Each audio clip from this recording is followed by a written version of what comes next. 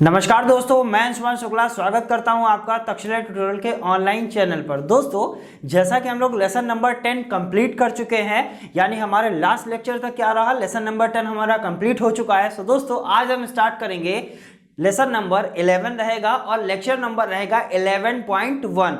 दोस्तों, lesson number 10 तक आपका कंप्लीट हो चुका है। उसके बाद हम स्टार्ट करने वाले हैं, हमारा लेसन का नाम क्या रहेगा, 11 नंबर रहेगा और लेक्चर का नाम क्या रहेगा, लेक्चर 11.1। आइए दोस्तों, पहले हम ये जानने की कोशिश करते हैं कि आखिरकार जो हमारा लेसन नंबर 11 है इसमें हम क्या पढ़ने वाले हैं। दोस्तों, लेसन नंबर 10 में हमने पढ़ा था वैद्युत रसायन, उसके बाद हमको क्या पढ़ना है, अब हमको पढ़ना है पृष्ठ रसायन। यानी हम किसकी बात करेंगे, हमारे लेसन का नाम क्या रहेगा, पृष्ठ रसायन। जैसा हमने पढ़ा वैद्युत रसायन, वहां पर हम क्या करते थे सर, कई सारी चीजों की हमने बात करी हुई थी, ऑक्सीकरण होता है, अपचयन होता है, रेडॉक्स अभिक्रियाएं होती हैं, इन सभी चीजों की हमने वहां पर बात की हुई थी।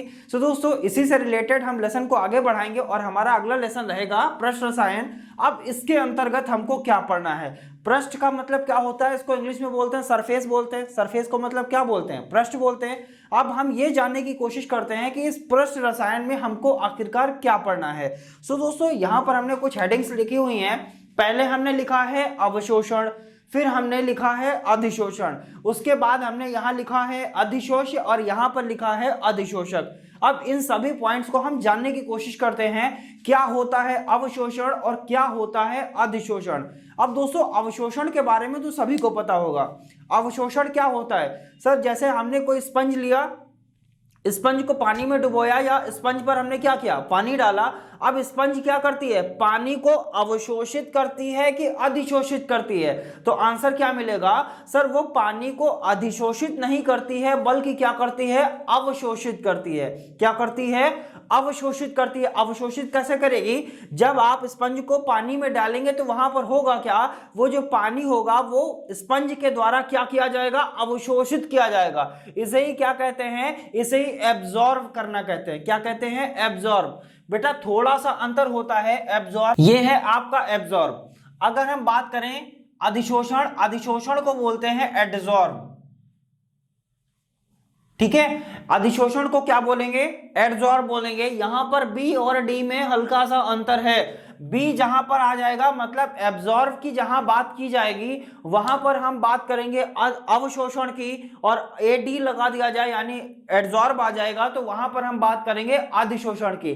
दोस्तों, पहले हम जानने की कोशिश करते हैं अवशोषण। जैसा कि हमने बताया भी और आपको क्लियर भी हो गया होगा सर, जब हम स्पंज पर पानी डालते हैं या पानी में स्पंज को डुबोते हैं तो क्या होता है, जो स्पंज होती है वो पानी को क्या कर लेती है, अवशोषित कर लेती है, और इसी प्रक्रिया को हम क्या कहते हैं, अवशोषण कहते हैं। अब दोस्तों जरा इसकी डेफिनेशन समझेंगे, इसको हटा देते। लिखा हुआ है वह प्रक्रम, यानी एक ऐसी प्रक्रिया है जिसमें पदार्थ के कण, यानी किसके कण, पदार्थ के कण क्या किए जाते हैं, ठोस के पृष्ठ को भेद कर ठोस के भीतरी भाग में प्रवेश कर जाते हैं, अवशोषण कहलाता है। यानी यहां पर क्या हुआ सर, यह एक ऐसी प्रक्रिया है जिसमें पदार्थ के जो कण होते हैं वो ठोस के पृष्ठ को भेद देते हैं। क्या कर देते हैं, ठोस के पृष्ठ को भेद कर उसके भीतरी भाग में प्रवेश कर जाते हैं, और इसी प्रक्रिया को हम क्या कहते हैं, अवशोषण कहते हैं। सिंपल सी बात है, जो स्पंज होती है वो आपकी कैसी होती है, गैस होती है, सॉलिड होती है कि लिक्विड होती है। तो आंसर क्या मिलेगा सर, वो क्या होती है, सॉलिड होती है यानी ठोस होती है। लेकिन वो कैसी ठोस है सर, वहां पर जो पदार्थ का कण होगा वो उसको भेद देगा और ठोस के पृष्ठ को भेद कर कहां चला जाता है, उसके अंदर चला जाता है। इसी प्रक्रिया को हम कहते हैं अवशोषण। सिंपल सी बात है, जो पानी है यानी वाटर जो है उसमें जो मॉलिक्यूल्स हैं वो क्या करते हैं, वो स्पंज के पृष्ठ को भेद कर उसके अंदर चले जाते हैं, तभी तो हमको पता चलता है सर यहां पर क्या हुआ है, अवशोषण हुआ है। अब बात करते हैं अधिशोषण की। अवशोषण तो क्लियर हो गया, अब हम बात करने वाले हैं अधिशोषण की। क्या होता है अधिशोषण, अभी इसको और एग्जांपल के माध्यम से भी हम समझा देंगे, लेकिन अभी अवशोषण क्लियर हो गया है। अब हम बात करते हैं अधिशोषण की। तो लिखा है वह प्रक्रम जिसमें, यानी यह भी एक प्रक्रिया है जिसमें होता क्या है, बताया गया गैस या विलयन के कण, किसके कण? या तो कोई गैस होगी या कोई विलयन होगा, उसके जो कण होते हैं वो किसी ठोस पदार्थ के पृष्ठ से जुड़ जाते हैं, अधिशोषण कहलाता है। यानी यहां पर क्या होने वाला है सर, यहां पर जो गैस होती है या जो विलयन होते हैं वो भी किन्हीं किन्हीं कणों से मिलकर बने होंगे। वो जो कण होते हैं वो किसी ठोस के पृष्ठ से जुड़ जाते हैं, यानी ठोस के भीतरी भाग में प्रवेश नहीं करते हैं बल्कि उसके पृष्ठ से क्या होते हैं, जुड़ जाते हैं और आवश्यकता पड़ने पर वहां से अलग भी हो जाते हैं। सिंपल सी बात है सर। यहां पर क्या हो रहा है, यह भी एक प्रक्रिया है जिसमें किसी गैस के कण ले लीजिए या कोई विलयन के कण होंगे, वो किसी ठोस के पृष्ठ से क्या हो जाते हैं, जुड़ जाते हैं। अब पृष्ठ से जुड़ने का मतलब क्या होता है, इसको हम बाय एग्जांपल समझने की कोशिश करते हैं। सिंपल सी बात है, आप रेलवे स्टेशन पर जाते हैं, वहां पर जो सीट पड़ी होती हैं या कहीं भी आप सार्वजनिक स्थल पर जाते हैं, अगर आपको बैठना है तो आप क्या करेंगे, किसी सीट पर जाएंगे, वहां पर बैठेंगे और वहां से चले आएंगे। यही तो करते हैं कि नहीं करते हैं? अब ऐसा तो नहीं है। अब हम आपसे पूछें सर, आप जब सीट पर बैठते हैं तो आपका अवशोषण होता है कि अधिशोषण होता है? तो आंसर क्या मिलेगा सर, अवशोषण का मतलब होता है कि हम जाएं और सीट के भीतरी भाग में प्रवेश कर जाएं, तो क्या हुआ, अवशोषण हुआ। लेकिन हमने किया क्या, हम उस सीट के पृष्ठ से जुड़े और जुड़ने के बाद हम वहां से अलग भी हो सकते हैं, तो वो क्या हो जाएगी क्रिया, वही क्रिया कहलाती है अधिशोषण। अब दोस्तों उम्मीद करते हैं एग्जाम्पल आपको समझ में आया होगा। जैसे एक टीचर आता है, जैसे सिंपल सी बात है, हम यहां पर कुछ लिख रहे हैं। अब जब हम यहां पर कुछ लिख रहे हैं तो हम आपसे पूछें सर हमारा ये बताइए, इसका लिखने का अवशोषण हुआ कि अधिशोषण हुआ? तो आप क्या बताएंगे, सर अवशोषण नहीं हुआ।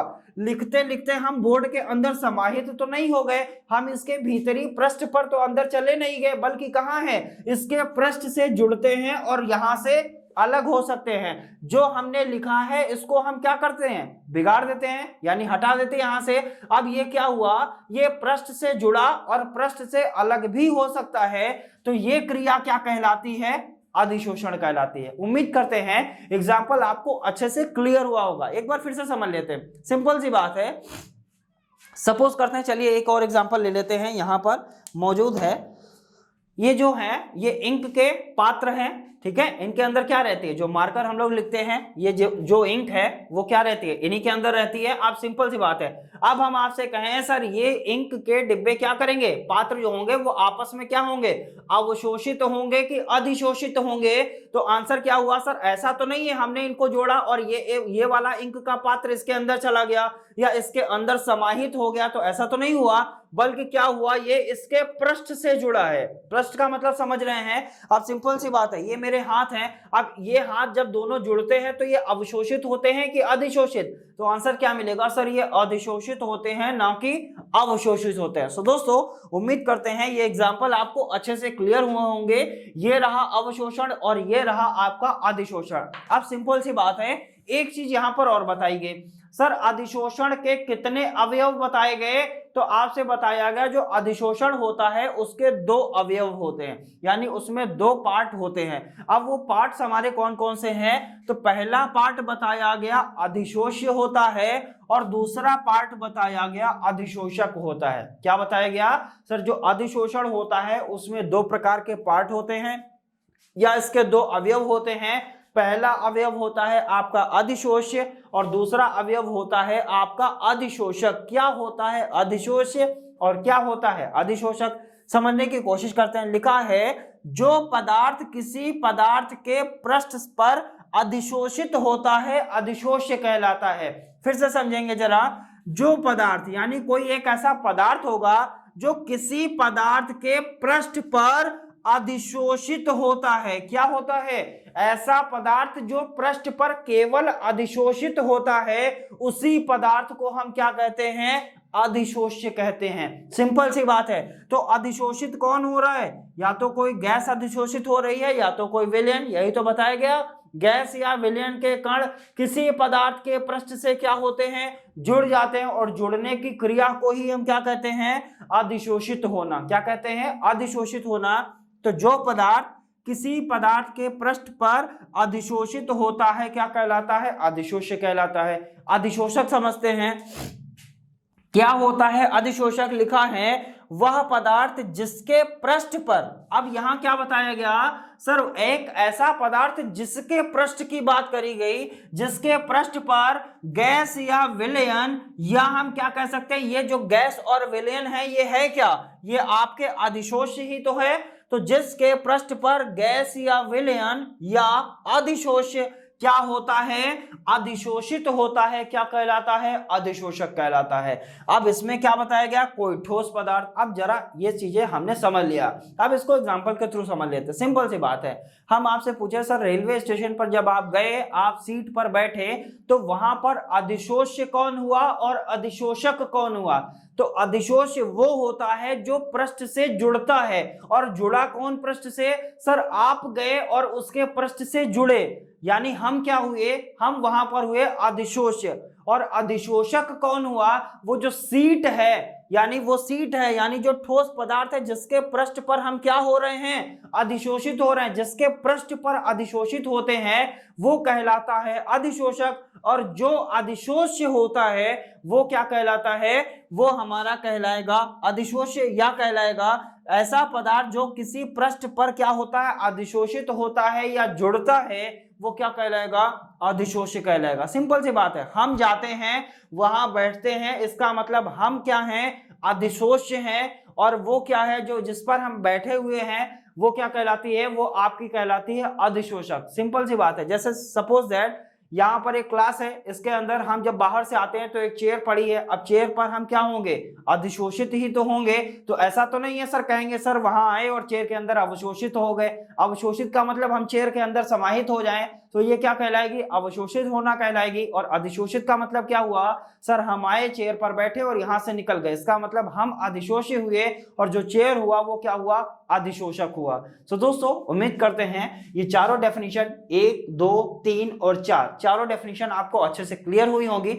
बढ़ते हैं नेक्स्ट टॉपिक की तरफ। इस लेसन का हमारा अगला टॉपिक क्या रहेगा उसके बारे में जानने की कोशिश करते हैं। सो दोस्तों उसको जानने से पहले हम इसको हटाते हैं। एक चीज और इंपॉर्टेंट नोटिस है, जैसा सभी को पता रहता है, जैसे हम इंपॉर्टेंट नोटिस बोलते हैं वो क्या रहती है, सर हमें पता है, क्या पता है, जितनी भी चीजें हम यहाँ पर डिस्कस करते हैं उन सभी चीजों के आपको हैंड रिटेन नोट्स दिए जाते हैं। और वह हैंड रिटेन नोट्स आपको कहाँ मिलते हैं, डिस्क्रिप्शन बॉक्स में नीचे लिंक दिया जाता है, लिंक पर जाते हैं, क्लिक करते हैं, पीडीएफ को डाउनलोड करते हैं और नोट से पढ़ाई जरूर करते हैं। सो दोस्तों पढ़ते रहिएगा, बिना पढ़े कहीं भी कुछ नहीं होने वाला है, पढ़ाई करते रहेंगे, कभी भी कोई प्रॉब्लम आने वाली नहीं है। सो दोस्तों बढ़ते हैं अगले टॉपिक की तरफ। टॉपिक को बढ़ने से पहले हम क्या करेंगे, इसको हटाते हैं यहाँ पर और बढ़ेंगे नेक्स्ट टॉपिक की तरफ। सो दोस्तों बात करते हैं, हमारा अगला टॉपिक क्या है, अधिशोषण के प्रकार। यानी अधिशोषण तो हमने समझ लिया क्या होता है, अधिशोषण समझ लिया क्या होता है, अधिशोषक समझ लिया क्या होता है। अब हम बात करने वाले हैं अधिशोषण जो होता है वो आखिरकार कितने प्रकार का होता है। तो यहां से क्या निकल के आया सर, अधिशोषण जो होता है वो आपका 2 प्रकार का होता है, भौतिक अधिशोषण और रासायनिक अधिशोषण। यानी ये हमारा कौन सा प्रकार है, भौतिक अधिशोषण और रासायनिक अधिशोषण। क्या होता है भौतिक अधिशोषण में और क्या होता है रासायनिक अधिशोषण में, इसकी हम बात करेंगे। सो दोस्तों पहले हम डिस्कस करते हैं भौतिक अधिशोषण आखिरकार क्या होता है, इसके लक्षण क्या होते हैं, इनकी हम बात करेंगे। उसके बाद हम रासायनिक अधिशोषण की तरफ चलेंगे, उसके बाद हम पढ़ेंगे अधिशोषण समतापी क्या होता है। इन सभी चीजों की हम बात करने वाले हैं। सो दोस्तों स्टार्ट करते हैं और देखते हैं, समझने की कोशिश करते हैं क्या होता है भौतिक अधिशोषण। तो लिखा गया है, यदि अधिशोषक की सतह से भौतिक बलों अर्थात दुर्बल वांडरवाल बलों द्वारा क्या होता है, बंधा होता है। अब कौन बंधा होता है, तो बंधेगा कौन सर, अधिशोष से जाएगा और अधिशोषक के पृष्ठ से क्या होगा, जुड़ेगा। अब ये बताया गया वो जो जुड़ रहा है या जो बंध रहा है वो अगर जो अधिशोष है वो अधिशोषक की सतह से किन बलों के द्वारा बंधेगा, अगर वो भौतिक बलों के द्वारा बंध रहा है या जुड़ रहा है, और उन्हीं भौतिक बलों को हम क्या कहते हैं, दुर्बल वांडरवाल बल। कैसे बल बोलते हैं, दुर्बल वांडरवाल बल, इसे क्षीण बंध भी कहते हैं, फर्स्ट ईयर में भी आपने पढ़ा होगा।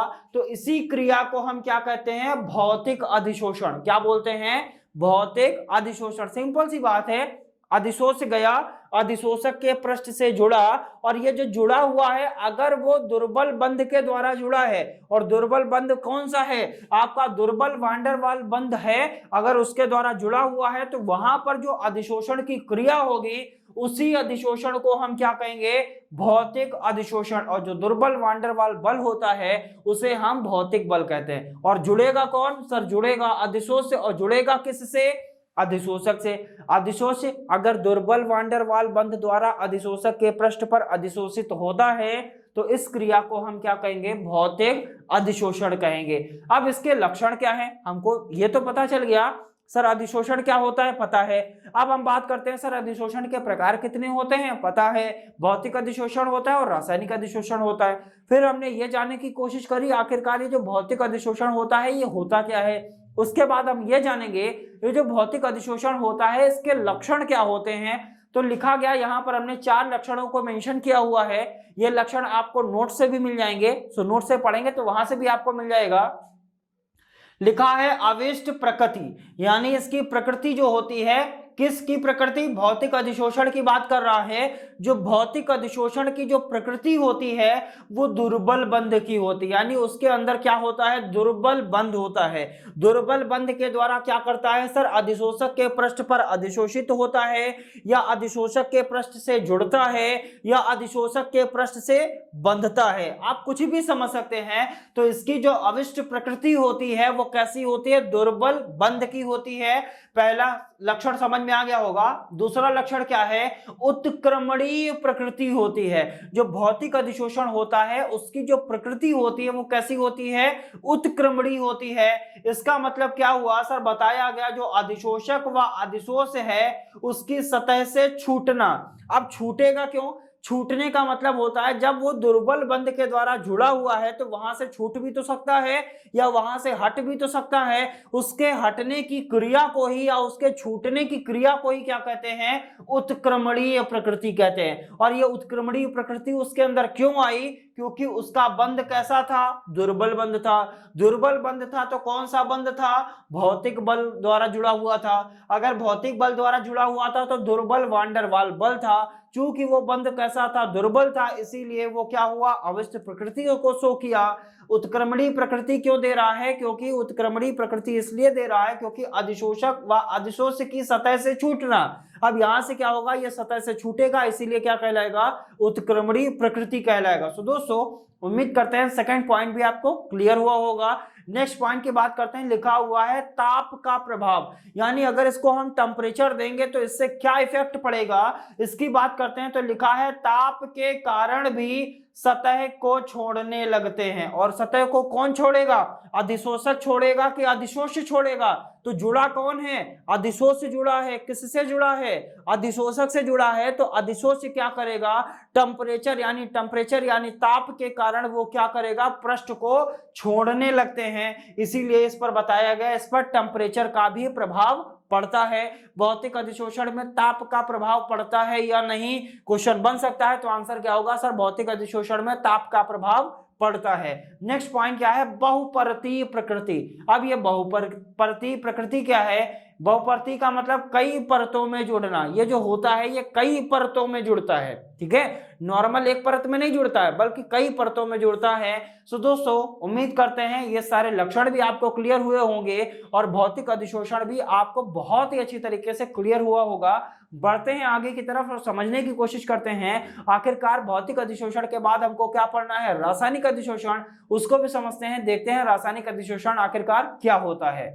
सो दोस्तों बात करते हैं भौतिक अधिशोषण के बाद रासायनिक अधिशोषण की। जैसा कि यहां पर लिखा गया है, रासायनिक अधिशोषण यदि अधिशोष अधिशोषक की सतह से रासायनिक बंधों द्वारा क्या होता है, बंधता है, तो वो प्रकार का अधिशोषण क्या कहलाएगा, रासायनिक अधिशोषण कहलाता है। और भौतिक अधिशोषण में क्या बताया गया था सर, भौतिक बंधों के द्वारा बंधता है या जुड़ता है या अधिशोषित होता है वो बताया गया था। और रासायनिक अधिशोषण में सिर्फ एक चेंज आया, और किन बंधों के द्वारा जुड़ेगा सर, रासायनिक बंधों के द्वारा, यानी केमिकल बॉन्ड्स के द्वारा अगर जुड़ता है तो उस प्रकार के अधिशोषण को हम क्या कहेंगे, रासायनिक अधिशोषण कहेंगे। सिंपल सी बात है, भौतिक अधिशोषण में भौतिक बंध थे, रासायनिक अधिशोषण में कौन सा बंध आ गया, रासायनिक बंध आ गया।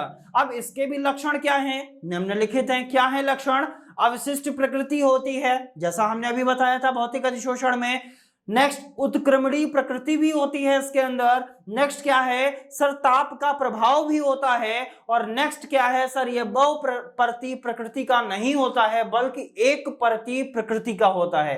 तो दोस्तों उम्मीद करते हैं क्या होता है, रासायनिक अधिशोषण रासायनिक बंधों द्वारा जुड़ेगा, भौतिक अधिशोषण भौतिक बंधों द्वारा जुड़ेगा, या हम कह सकते हैं सर रासायनिक अधिशोषण रासायनिक बलों द्वारा जुड़ेगा। वो कैसे जुड़ेगा, भौतिक बलों के द्वारा जुड़ेगा। इस तरीके से हम अधिशोषण के प्रकार को कंप्लीट कर चुके हैं। तो दोस्तों हम पूरी उम्मीद करते हैं आप अच्छे मन से पढ़ाई करेंगे और इन चीजों को बहुत ही अच्छी तरीके से समझने की कोशिश भी करेंगे। तो दोस्तों बढ़ते हैं आगे की तरफ और देखते हैं हमारा अगला टॉपिक क्या रहने वाला है। दोस्तों बात करते हैं, हमारा अगला टॉपिक है अधिशोषण समतापी। क्या होता है अधिशोषण समतापी, लिखा गया है स्थिर ताप पर, पहले ही बता दिया गया टेम्परेचर कैसा होना चाहिए, स्थिर होना चाहिए या कांस्टेंट होना चाहिए या नियत होना चाहिए या चेंज नहीं होना चाहिए, आप कुछ भी समझ सकते हैं। सो टेम्परेचर क्या होना चाहिए, कांस्टेंट होना चाहिए, नो प्रॉब्लम। अधिशोषक के पृष्ठ पर अधिशोषित अधिशोष की मात्रा। अब दोस्तों यहां पर कई चीजें रिपीट हो गई हैं, अब इनको ध्यान से समझेंगे तभी समझ में आएगा, तभी समझ में आएगा। क्या लिखा है, अधिशोषक के पृष्ठ पर अधिशोषित अधिशोष की मात्रा, यानी अधिशोषक के पृष्ठ पर जो अधिशोष होता है वो अधिशोषित होता है, उसकी जो मात्रा होगी उसका वर्णन निम्नलिखित समीकरण द्वारा किया जाता है। जो अधिशोष है वो कितनी मात्रा में अधिशोषक के पृष्ठ पर अधिशोषित हो रहा है, इसका जो वर्णन होता है वो एक समीकरण के द्वारा किया जाता है, जिसे हम क्या कहते हैं, अधिशोषण समतापी कहते हैं। क्या कहते हैं, जिसे अधिशोषण समतापी कहते हैं। इसमें दो अधिशोषण होते हैं, यानी ये जो समीकरण होती है इसमें कितने अधिशोषण होते हैं, दो अधिशोषण होते हैं। दोस्तों सिंपल सी बात है, जो अधिशोषण समतापी है वो क्या है, हमें पता है सर टेम्परेचर होना चाहिए, स्थिर होना चाहिए, अधिशोष अधिशोषक के पृष्ठ पर क्या होगा, अधिशोषित होगा। जो अधिशोष अधिशोषित हो रहा है अधिशोषक के पृष्ठ पर वो कितनी मात्रा में अधिशोषित हो रहा है, इसका वर्णन जो होता है वो एक समीकरण के द्वारा किया जाता है, जिसे हम अधिशोषण समतापी कहते हैं। और बताया गया ये अधिशोषण समतापी जो होता है वो दो प्रकार का होता है, या तो वो कैसा होगा, फ्रेडलिंक अधिशोषण समतापी, यहां से एक समीकरण आएगी, और एक समीकरण यहां से आपको मिलेगी, नाम है लेग्यू अधिशोषण समतापी, यानी फ्रेडलिक अधिशोषण समतापी, और उसके बाद हम पढ़ेंगे लेग्यू अधिशोषण समतापी। सो दोस्तों इस लेक्चर में हम बात करेंगे फ्रेडलिंक अधिशोषण समतापी की, और नेक्स्ट लेक्चर में हम पढ़ेंगे लेग्यू अधिशोषण समतापी के बारे में, और इसके आगे के टॉपिक को भी नेक्स्ट लेक्चर में क्या किया जाएगा, कवर किया जाएगा। सो दोस्तों जानने की कोशिश करते हैं आखिरकार ये जो फ्रेडलिंक अधिशोषण समतापी है ये कैसे किया जाएगा और क्या होती है इसकी समीकरण, इनको भी जानने की कोशिश करते हैं। उसको जानने से पहले हम क्या करेंगे, इसको यहां से हटाते हैं और बढ़ते हैं फ्रेडलिंक अधिशोषण समतापी की तरफ। सो दोस्तों बात करते हैं फ्रेडलिंक अधिशोषण समतापी की। जैसा कि आप हमारे पीछे यहाँ पर लिखा हुआ देख रहे हैं, फ्रेडलिंक अधिशोषण समतापी, फ्रेडलिंक होता है, यहाँ पर रा लगा देंगे। फ्रेडलिंक अधिशोषण समतापी क्या होता है, लिखा गया है स्थिर ताप पर अधिशोषक के प्रति इकाई द्रव्यमान पर अधिशोषित अधिशोष, अधिशोष जो होता है वो हम विलयन या गैस लेते हैं, गैस की मात्रा तथा साम्य दाब, साम्य दाब को हम P से डिनोट करते हैं, के मध्य संबंध को व्यक्त करने के लिए एक समीकरण प्रस्तुत की। अभी आपको कुछ भी समझ में नहीं आया होगा, क्यों नहीं आएगा, सिंपल सी बात है, फ्रेडलिंक ने एक समीकरण दी। अब इसको स्टेप बाय स्टेप समझने की कोशिश करते हैं। फ्रेडलिंक ने क्या किया, एक समीकरण प्रस्तुत किया और इन्होंने ये बताया स्थिर ताप होना चाहिए, ताप कैसा हो, स्थिर हो। तो अधिशोषक के प्रति इकाई द्रव्यमान पर अधिशोषित गैस की मात्रा, आप ऐसे समझिए टेम्परेचर क्या होना चाहिए, स्थिर होना चाहिए। अब एक अधिशोषक होगा, एक अधिशोष्य होगा। अब हम ये कह रहे हैं अधिशोषक के प्रति इकाई द्रव्यमान पर, यानी ये जो अधिशोषक है आपका, ये जो अधिशोषक है इसके प्रति इकाई द्रव्यमान पर कितना अधिशोष से अधिशोषित हुआ है, इसकी बात कर रहे हैं। अधिशोष गैस की मात्रा या अधिशोष की मात्रा बोलिए या गैस की मात्रा बोलिए, यानी अधिशोषक के प्रति इकाई द्रव्यमान पर कितना मात्रा में अधिशोष से आपका अधिशोषित हुआ है उसकी मात्रा तथा साम्य दाब मतलब P के मध्य संबंध को व्यक्त करता है। और इसी समीकरण को हम क्या कहते हैं, फ्रेडलिंक अधिशोषण समता P। अब आपको समझ में आ गया होगा, सिंपल सी बात है, सारी चीजों को हटाइए, पहले आप ये समझने की कोशिश करिए। टेम्परेचर स्थिर होगा, नो प्रॉब्लम। अब होगा क्या, ये अधिशोषक होगा, कोई अधिशोष्य होगा। अब अधिशोष्य क्या होगा, अधिशोषित होगा। तो अधिशोषक के प्रति इकाई द्रव्यमान पर कितना अधिशोष्य अधिशोषित हो रहा है उसकी मात्रा और गैस का जो साम्यदाब है उसका क्या होता है, उसके मध्य एक संबंध होता है। और इसके मध्य जो संबंध समीकरण व्यक्त करती है उसी समीकरण को हम क्या कहते हैं, फ्रेडलिंक अधिशोषण समतापी कहते हैं। और वो समीकरण क्या है, तो बताया गया sir x/m = k × p⁴ 1/n। ये समीकरण कौन सी है, फ्रेडलिंक अधिशोषण समतापी ने दी थी। ये समीकरण ये व्यक्त करती है कि कितनी मात्रा में आपका अधिशोष से अधिशोषित हुआ है और गैस के साम्यदाब के मध्य संबंध को क्या करती है, व्यक्त करती है। तो x/m = k × p⁴ 1/n। अब बात करते हैं सर यहाँ पर x क्या है, m क्या है, k क्या है, p क्या है और n क्या है, इसकी भी हम बात करेंगे। तो जो x है वो अधिशोषित गैस का द्रव्यमान, यानी क्या है, अधिशोष का द्रव्यमान, कितनी मात्रा में जो आपका अधिशोष है वो अवशोषित हुआ है ये पता होना चाहिए। वो कौन डिनोट करता है, सर x डिनोट करता है। अब बात करते हैं m क्या है, अधिशोषक का द्रव्यमान। x जो होता है ये होता है अधिशोष का द्रव्यमान, अधिशोष का द्रव्यमान, यानी जो अधिशोष से अधिशोषित हो रहा है उसके द्रव्यमान को हम किससे रिप्रेजेंट करते हैं, x से। और किस पर अधिशोषित होगा, अधिशोषक पर। अब अधिशोषक के कितने द्रव्यमान पर वो अधिशोषित हुआ है उसको कौन बताएगा, m बताएगा, यानी m क्या है, अधिशोषक का द्रव्यमान। अब बात करते हैं p क्या है, तो बताया गया सर जो p होता है वो साम्य दाब पर गैस का दाब कितना है वो p बताएगा। k और n क्या है, ये जो होता है वो आपका स्थिरांक होता है, यानी कांस्टेंट होता है। अब क्वेश्चन बनता कहां से है, सर k और n का मान किस पर निर्भर करता है, तो बताया जाएगा जिसके मान अधिशोषक की प्रकृति तथा अधिशोष की प्रकृति, यानी जो k है और जो n है उसकी जो वैल्यू होती है वो अधिशोषक और अधिशोष दोनों की प्रकृति पर क्या करती है, निर्भर करती है। जैसे उसकी प्रकृति होगी वैसा इसका मान होगा। अब बात करते हैं सर इस समीकरण को हम लॉग के फॉर्मेशन में भी लिख सकते हैं। तो log 10 बेस पर x/m = log 10 बेस पर k। अब जब इंटू में होता है तो हमने पढ़ाया था log m × n = log m + log n। Simple सी बात है, k को एक बार log में किया प्लस बनाया क्योंकि बीच में इंटू था। यहां पर क्या किया सर, जब log p⁴ 1/n आएगा, ये सारी चीजें आपने पढ़ी हैं सर, आपने पढ़ा होगा लॉग में जब m × n होता है तो दोनों क्या हो जाते हैं, जुड़ जाते हैं। पढ़ा होगा क्या हो जाता है sir, log m + log n, ये हो जाता है। अगर किसी लॉग में किसी की पावर दी होती है तो वो पावर क्या हो जाती है, आगे आ जाती है, यानी वो पावर आगे आ जाएगी तो n log m हो जाएगा। ये सारी चीजें आपने पढ़ रखी हैं, पहले चैप्टर में भी हमने पढ़ाया रासायनिक बलगतिकी में, वहां पर इन चीजों की भी बात करते थे। तो जब p⁴ 1/n है, इसको अगर लॉग में लिखेंगे तो ये जो पावर होगी वो क्या हो जाएगी, आगे आ जाएगी।